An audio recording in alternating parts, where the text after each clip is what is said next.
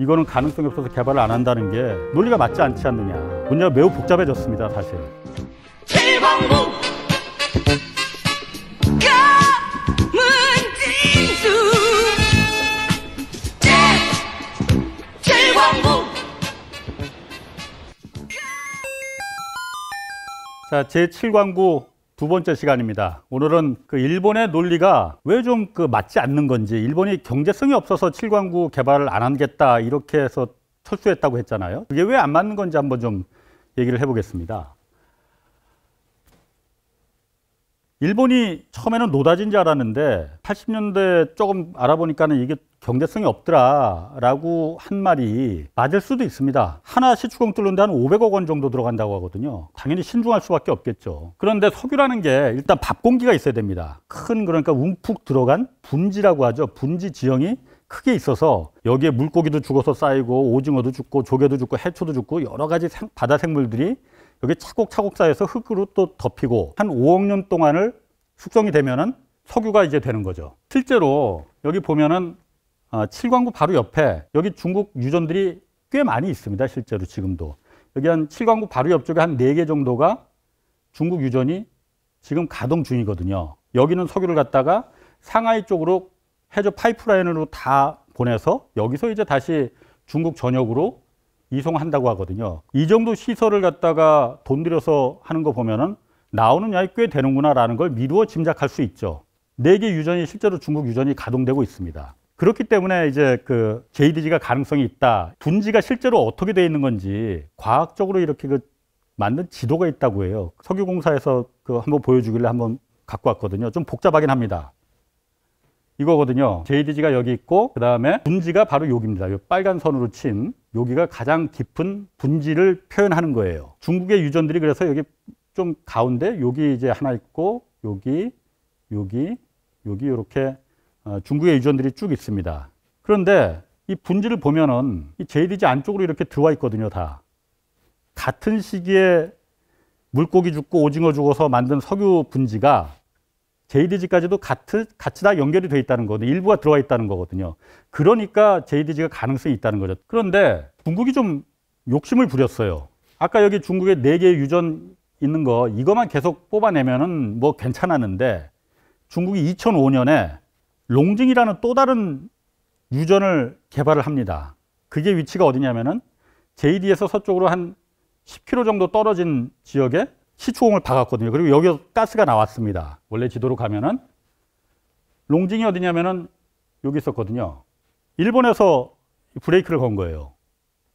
왜냐? 너무 가깝다. 여기서 뽑아가면은 일본의 영역에서 있을지 모를 석유가 다 빨려 들어갈 수 있다. 왜냐하면 석유라는 게 땅속에 다 연결되어 있기 때문에 이거는 뭐 국경이 없지 않습니까? 그러니까 여기서 뽑아 올리면은 주변에 있는 걸 다 빨아들여서 같이 뽑아 올라갈 수 있다. 이른바 이걸 빨대 효과라고 하거든요. 그러니까 일본이 브레이크를 걸었습니다. 그거 하지 마라 해서 중국이 받아들여줬습니다. 여기는 그러면은 우리 안 하겠다. 잠정적으로 우리가 폐쇄를 하겠다고 해서 뚜껑을 덮었어요. 뚜껑을 덮고 나서 일본이 그러면은 우리 돈 들여서 개발을 하려고 했는데 덮었으니 중국하고 일본하고는 공동 개발 구역을 하나 설정을 하자라고 합의를 합니다. 언제? 2008년도에 이 바로 아래 지역에다가 중일 공동개발구역이라는 걸 하나 만들어요. 이 위치가 문제였어요. 이 위치가 뭐 가깝게 보이잖아요. 실제로 얼마나 가까웠냐면은 이게 860km도 아니고 860m 떨어진 거리였거든요. JDG하고. JDG는 그렇게 경제성이 없다. 그래서 여기는 개발할 필요성이 없다라고 주장했던 일본이 겨우 860m 떨어진 지역에는 그것도 중국에 사정을 해서 중일 공동구역, 개발 공동구역 만드는데 일본이 공을 많이 들였습니다. 이걸 만드는 게 말이 되느냐. 860m 떨어진 지역은 가능성이 있고 그 옆에는 이거는 가능성이 없어서 개발을 안 한다는 게 논리가 맞지 않지 않느냐라는 부분이거든요. 일본 입장에서 이 시간을 의도적으로 끌고 있는 건지 아닌지 저희가 정확하게는 모르죠. 여러 가지 정황상으로 봤을 때 이거는 시간을 끌고 있는 것처럼 보이는구나. 의도가 있네라고 추정을 하는 거고 그래서 이번에 한국 정부가 여기 개발하겠다고 지금 들어간 거 아닙니까? 그런데 이번에 보면은 일본이 답이 어떻게 오는지를 보면은 알 수 있겠죠. 시간을 끄는 건지 아니면은 진짜 경제성이 없어서 안 하겠다고 하는 건지 좀 알 수 있을 겁니다. 그런데 중국이 사실은 매우 큰 변수거든요. 중국이. 왜냐하면은 여기 중국하고도 가깝습니다. 멀지 않아요.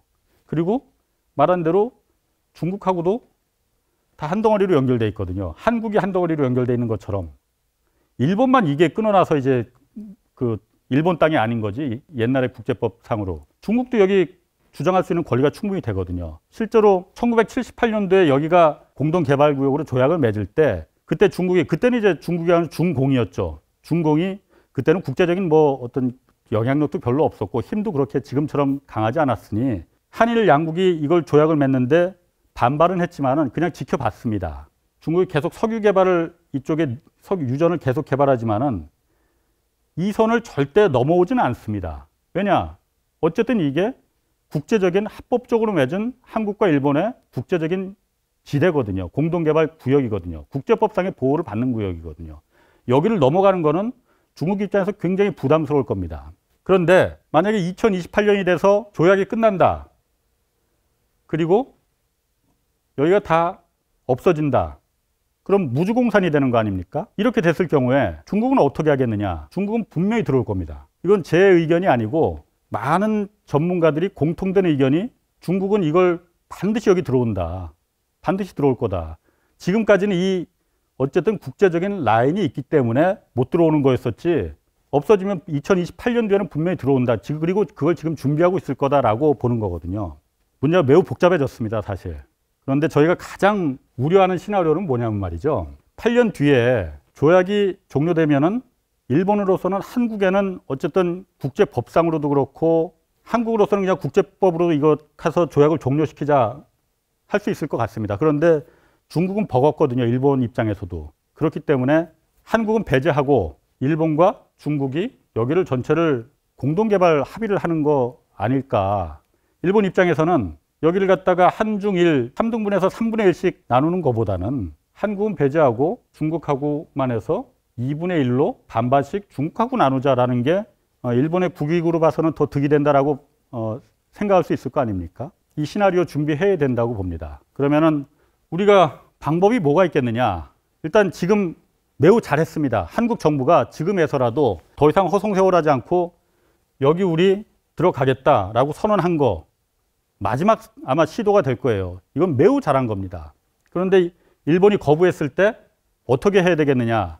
다음 시간에 그래서 그 부분을 한번 좀 말을 하겠습니다. 8년이라는 시간이 이제 긴 시간이 아니거든요. 저희가 계속 이게 한국 정부의 마지막 승부, 마지막 시도라고 마지막 기회라고 하는데 정말입니다. 그 왜 마지막인지도 뭐 다음 시간에 같이 한번 좀 얘기를 드리고 어쨌든 본 방송은 이날입니다. 저녁 8시 5분 김영철 동네 한 바퀴 끝나고 그 시간입니다.